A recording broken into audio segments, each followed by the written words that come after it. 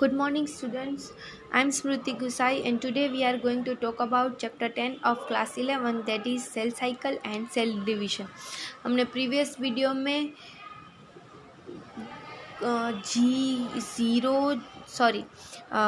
इंट्राफेस and M face के बारे में बात कर ली थी।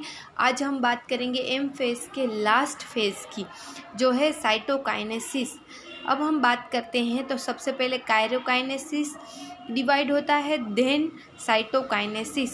इसमें क्या होता है, mitosis accomplished not only the segregation of duplicate chromosome into the daughter nuclei, but the cell itself divides into two daughter cells by the separation of cytoplasm called cytokinesis, at the end of which cell division gets completed. मैंने आपको पहले ही बताया था कि cytokinesis complete होते ही cell division हमारा complete होता है।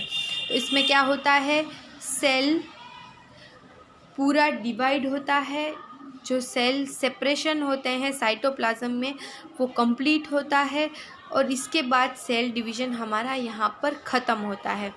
पर इसमें क्या होता है, प्लांट सेल और एनिमल सेल में अलग अलग तरह से होता है। तो सबसे पहले हम बात करते हैं प्लांट सेल के।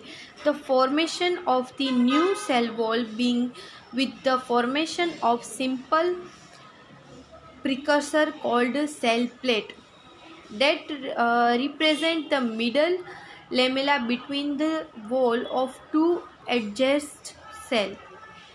At the time of cytoplasmic division, mitochondria and plasmids get distribute between the two daughter cell. अब प्लांट सेल में क्या होता है,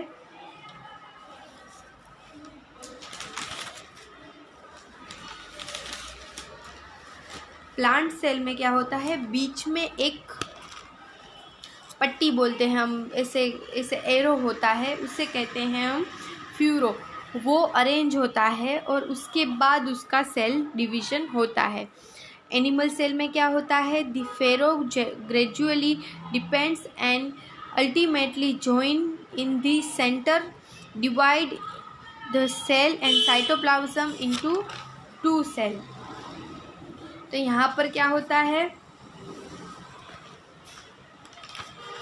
एनिमल सेल में क्या होता है, जो साइटोकाइनेसिस होते हैं उसमें दोनों बीच में एक खांच जैसे, यानी कि वो पूरा इसे चिपका हुआ होता है और वहाँ से वो डिवाइड होता है, उससे कहते हैं हम cell division.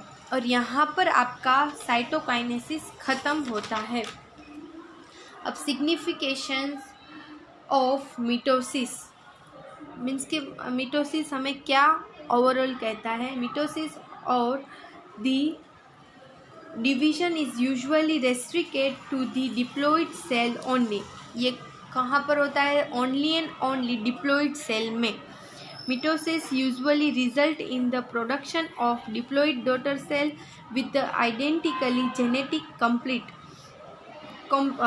complement. The growth of nucleo multicellular organism is due to mitosis.